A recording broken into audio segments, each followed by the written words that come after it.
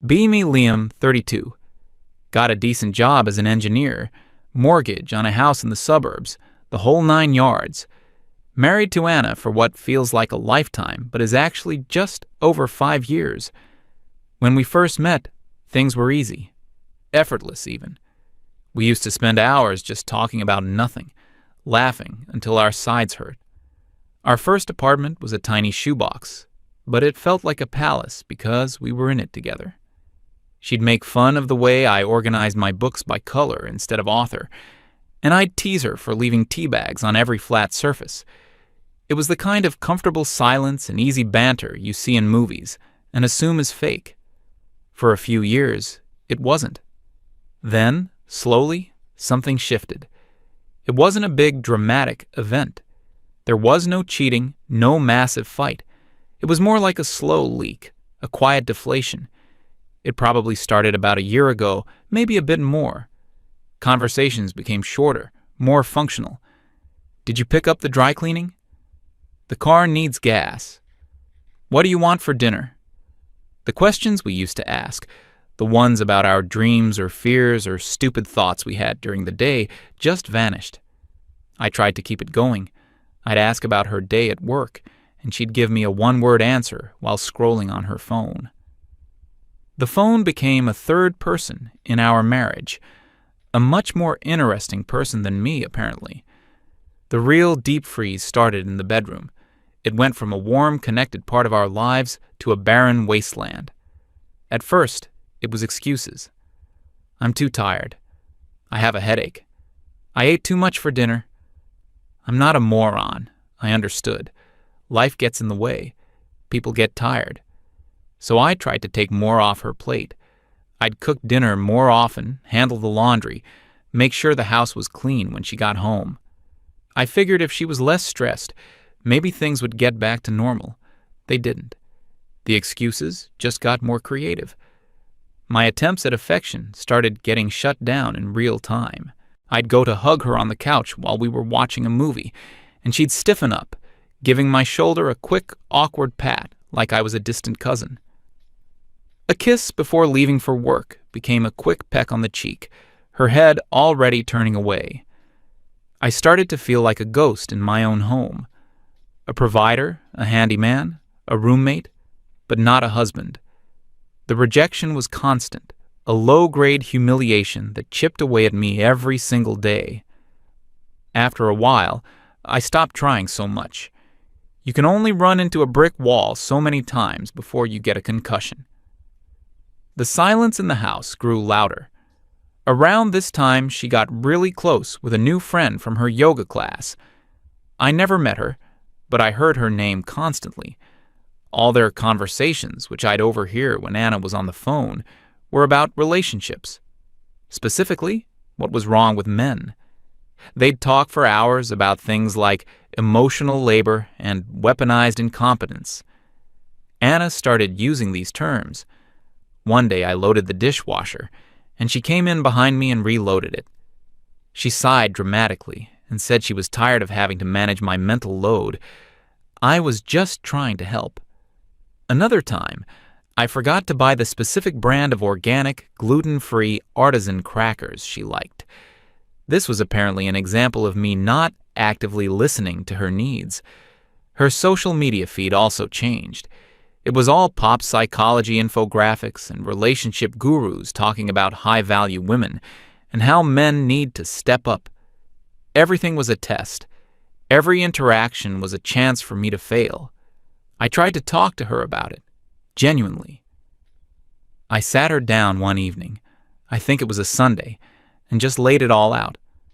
Told her I felt disconnected, that I missed her, that I felt like I was failing but didn't know what the rules were. I asked her what she needed from me to feel close again. She looked at me with this detached, almost clinical expression. She said that she was glad I was finally ready to do the work. She told me that the spark doesn't just happen, it has to be earned. The conversation went nowhere. It was like talking to a corporate HR manager. A few weeks passed in this new, icy normal. I was just existing, going to work, coming home, eating dinner in near silence, going to bed. Then came the day of the list. It was a Tuesday night. I remember because I'd just finished fixing the leaky faucet under the sink that she'd been complaining about for a month. I was feeling pretty good about myself, like I'd actually accomplished something. She walked into the living room holding a piece of paper. She had that same serious, determined look on her face she had during our talk. "Liam," she said, her voice devoid of any warmth, "we need to discuss performance improvement." I thought she was joking. I let out a little laugh. She didn't even crack a smile. She sat down opposite me and placed the paper on the coffee table, smoothing it out with her hand. She slid it over to me. At the top, in a bold serif font, it read, "Relationship Proximity Protocol, a Framework for Intimacy." I swear to God, that's what it said. I picked it up. It was a bulleted list, divided into sections like a business proposal. Section 1 was titled Domestic Contributions. It listed a series of non-negotiable daily and weekly chores, stuff I was already doing for the most part, but now it was formalized. Daily, post-dinner kitchen sanitation, 100% completion required. Weekly, full bathroom cleaning, including grout. Section 2 was emotional engagement metrics. This was the real masterpiece. It required a minimum of 3 unique and validated compliments per day. It specified that compliments about physical appearance counted for less than compliments about her intellect or decisions. It also mandated 1 proactive emotional check-in per week, initiated by me, lasting no less than 30 minutes. Section 3, Romantic Investment Quotas. This part detailed the financial and planning requirements. 1 spontaneous gift every 2 weeks, with a minimum value stipulated. 1 fully planned date night per week, where all logistical and financial responsibility fell on me. And then, at the very bottom, was the final clause, the punchline. It was under a heading called Performance-Based Rewards. It stated that consistent fulfillment of all KPIs across all sections for a period of 7 consecutive days would unlock the potential for physical intimacy.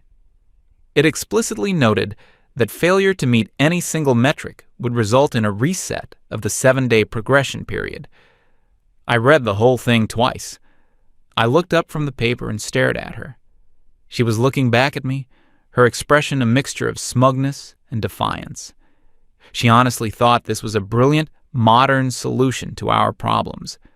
She had gamified our marriage, turned our bed into a final boss level that could only be unlocked after completing a series of tedious side quests. Something inside me didn't just break, it turned to dust. All the frustration, the hurt, the confusion of the past year just evaporated, and it was replaced by a profound, crystal-clear calm. It was the kind of clarity you get right before a car crash. I saw the whole thing for what it was. This wasn't about fixing us. This was a power play, a contract designed to make me a permanent supplicant, forever dancing for the prize of basic human affection from my own wife. All my efforts, my attempts to understand, my willingness to change, it was all just seen as weakness to be exploited. I folded the paper neatly in half. I looked her right in the eye. I didn't yell. I didn't argue. I didn't even let the disappointment show on my face. I just nodded slowly. "Okay," I said. My voice was completely flat. "I understand. Thank you for providing clear guidelines. It's good to have a system." A triumphant little smile played on her lips. She thought she'd won. She thought she'd finally cracked the code, domesticated her lazy, emotionally unavailable husband. She had no idea what she'd actually done. She hadn't given me a roadmap back to her. She had given me an exit strategy. The very next morning, the new regime began. I became the perfect employee. I woke up early and made the coffee. While it was brewing, I unloaded the dishwasher. When she came into the kitchen, I looked up and delivered my first compliment of the day. "Anna, your ability to select a coffee mug is very efficient." She blinked, a little confused, but then smiled. "Oh, thanks." I got ready for work. Before I left, I found her in the living room. "That's an interesting color combination for your outfit today," I said, very bold. Compliment number 2. I didn't kiss her goodbye. I just gave a slight nod and walked out the door. Throughout the day, I set reminders on my phone. At lunch, I sent her a text. "I am acknowledging the hard work you do. It is duly noted." That counted as a compliment about her decisions, which was a bonus. When I got home, I immediately took out the trash. I cleaned the kitchen after dinner with the precision of a surgeon. Every surface wiped down, every crumb gone. "Kitchen sanitation complete," I announced to the empty room. She seemed pleased, smug even. She was sitting on the couch, scrolling through her phone, basking in the glory of her master plan. She didn't notice that I hadn't asked her about her day. She didn't notice that I sat in the armchair across the room instead of on the couch next to her. She didn't notice that the house was filled with the sound of my compliance, but none of the warmth of my presence. The first few days were like this. I was a machine, a model employee executing a contract. I gave her compliments that were technically true but utterly devoid of emotion. "You have successfully navigated the television remote." "The way you parallel parked earlier was within acceptable tolerances." "This meal has an adequate level of sodium." She'd give me a weird look, but she couldn't complain. I was following the rules. Her rules. Friday was the mandatory date night. I made a reservation at one of those ridiculously expensive minimalist restaurants downtown, the kind of place where the portions are tiny and the bill is massive. I drove. I opened her door. I pulled out her chair. I did everything a good husband is supposed to do, but I was a robot. The waiter would come and I'd say, "Anna will be ordering first." She tried to start a conversation. She asked me about a project at work. "It's proceeding on schedule," I replied, taking a sip of water. She asked what I thought of a movie her friend had recommended. "I do not have sufficient data to form an opinion," I said. The silence between my robotic answers was vast and crushing. She spent most of the dinner looking uncomfortable, nervously checking her phone. I paid the bill without flinching, added a precise 20% tip, and we drove home in silence. When we got back, she stood in the hallway, looking at me expectantly. It was the end of the first week. By her own rules, I had fulfilled all my duties. I had checked every box. I knew what she was waiting for. She was waiting for me to collect my reward. I just looked at her. "All weekly objectives have been met," I said, my voice as neutral as a GPS navigator. "I am now going to read my book." I walked past her, went into the guest room, closed the door, and sat down to read. The look on her face was a mixture of utter shock and disbelief. It was the first crack in her victorious facade. She had designed a system to control me, but she had forgotten one crucial detail. The system dictated that intimacy was a potential reward. It wasn't mandatory. I had done the work. I had earned the prize, and I was choosing not to claim it. The second week was when things started to get weird. My cold, robotic compliance continued without a single deviation. I performed my chores with chilling efficiency. The bathrooms had never been cleaner. My compliments were delivered on schedule, as flat and uninspired as a corporate mission statement. "Anna, you have successfully operated the microwave. The throw pillows on the couch have been arranged in a geometrically pleasing manner." I was fulfilling my side of the contract perfectly, and it was driving her insane. She started trying to break the pattern. One evening, she put on a dress I used to love. She came into the living room and did a little twirl. "What do you think?" she asked, her voice a little too bright. I looked up from my laptop. "The dress is aesthetically pleasing," I said, my face impassive. "A fine choice for indoor lounging." I then returned my attention to my screen. Her smile faltered. She stood there for a moment, waiting for more, but nothing came. She was starting to understand that I was playing the game, but I wasn't playing to win her prize. I was playing to demonstrate the absurdity of the game itself. She began to initiate contact, the very thing she had withheld from me for so long. She'd accidentally brush her hand against mine when I passed her in the kitchen. I would just politely move my hand away, as if avoiding a piece of furniture. She tried to sit next to me on the couch. I simply stood up and said, "I need to go check the tire pressure on the car.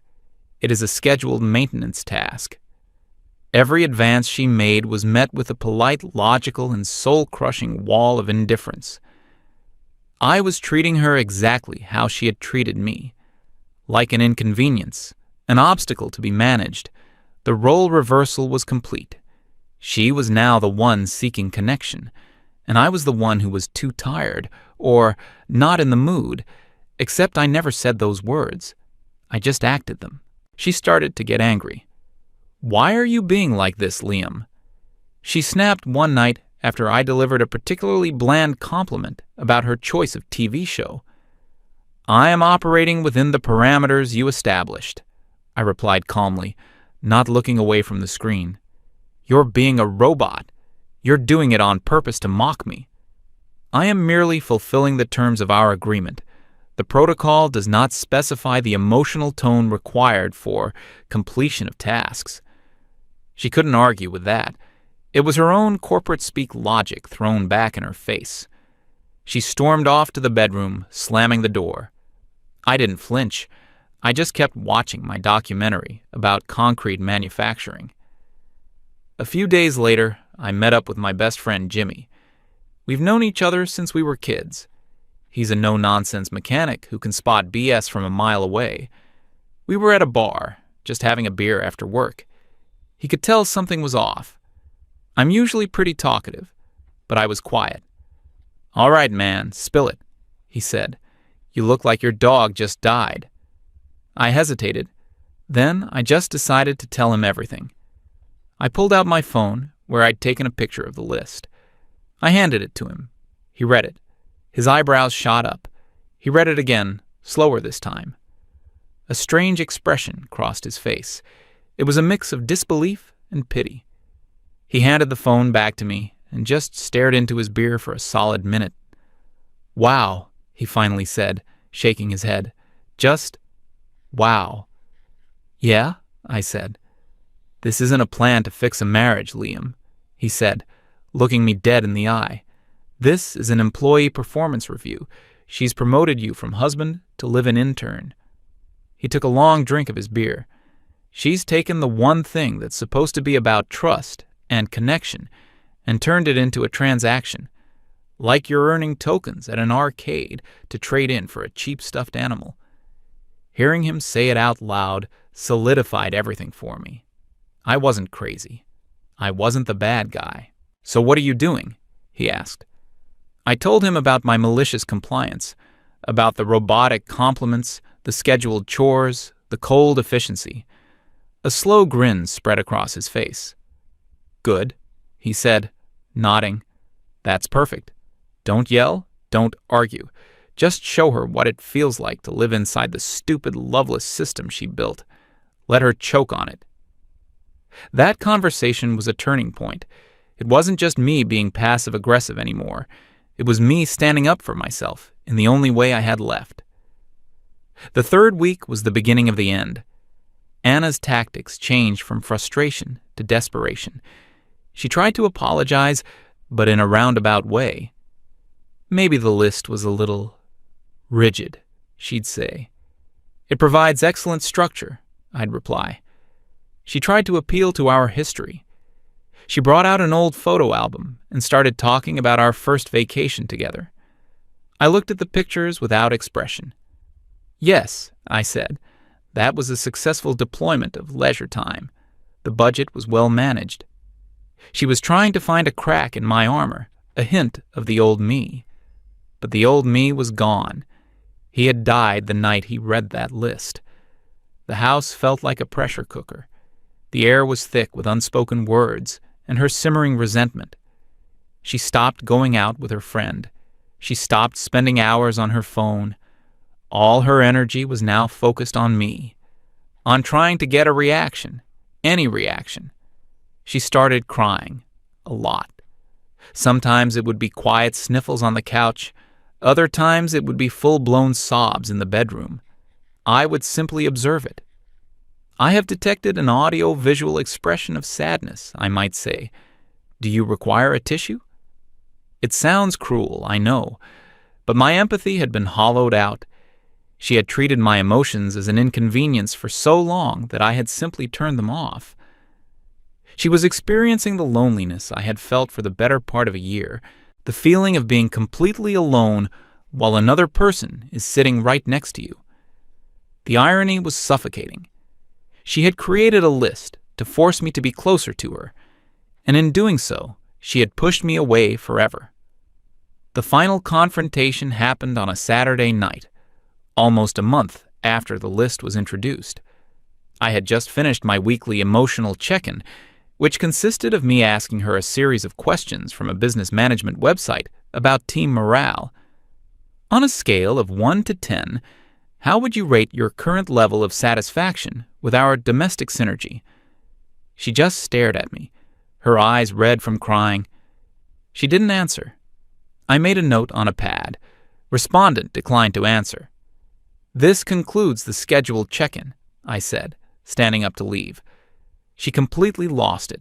Stop it, she screamed, jumping up from the couch. Just stop it, Liam. Stop talking like that. Stop acting like this. I turned to face her. My expression didn't change. I am acting in accordance with the protocol, I said. Damn the protocol, she yelled, tears streaming down her face. I hate the protocol. I hate the list. I just want my husband back. I stood there in silence for a moment, letting her words hang in the air. Your husband? I finally said. And for the first time in weeks, a hint of my real voice came through. It was quiet and cold as ice. You didn't want a husband, Anna. You wanted an employee. You wanted a subordinate to manage. I took a step toward her. She flinched. A husband is a partner, a teammate. You don't hand your teammate a list of demands and tell him to earn your affection. You don't turn love into a performance bonus. She started to speak, to make an excuse, but I kept going. For over a year I tried. I tried to talk, to help, to connect, and you met me with silence, with excuses, and with contempt. You made me feel like a stranger in my own home. My touch was a nuisance to you. I just wanted you to try harder, she sobbed. Try harder at what? At reading your mind? I did everything a man is supposed to do. I worked hard. I was faithful. I helped around the house. But it wasn't enough, because what you wanted wasn't a partner. You wanted a mind reader, a servant who would anticipate your every need without you having to communicate. And when I failed at that impossible task, you decided to punish me. I walked over to the desk where the original list was still sitting, a monument to her hubris. I picked it up. This, I said, holding it up, this wasn't a cry for help. This was a declaration of war on our marriage. You turned intimacy into a weapon and respect into a commodity. You thought you could control me with it. I looked her right in the eye. You wanted to know why I don't touch you anymore? Because you've made it clear that my touch isn't something you desire. It's something you award for good behavior. And I'm not a dog, Anna. I don't do tricks for treats. I tore the list in half, and then in half again, and again, until it was just a pile of confetti in my hands. I let the pieces fall to the floor. The game is over, I said quietly. I went into the guest room and packed a bag. She just stood there in the living room, surrounded by the scraps of her failed contract, sobbing. I didn't feel anger. I didn't even feel sad anymore. I just felt empty. I spent that night at Jimmy's place. The next day, I went back to the house to get the rest of my things. She was there. She had been crying all night. She begged. She pleaded. She said she was sorry. She said she'd made a horrible mistake, and I believe she was sorry. But she wasn't sorry for how she felt. She was sorry she got caught. She was sorry her plan had backfired so spectacularly. "It's too late, Anna," I told her. "You can't unring a bell. You showed me exactly how you see me. Not as your partner, but as a project to be managed, a resource to be optimized. I'll never be able to unsee that." So that's where we are now. I'm living in a small apartment across town. We're getting a divorce. It's quiet. It's lonely sometimes. But it's a clean, honest loneliness. It's not the soul-crushing loneliness of lying next to someone who sees you as a checklist. She destroyed what we had because she listened to toxic people and believed that a relationship is a power struggle, not a partnership. She wanted to play a game of control. She just didn't realize that sometimes the only winning move is not to play.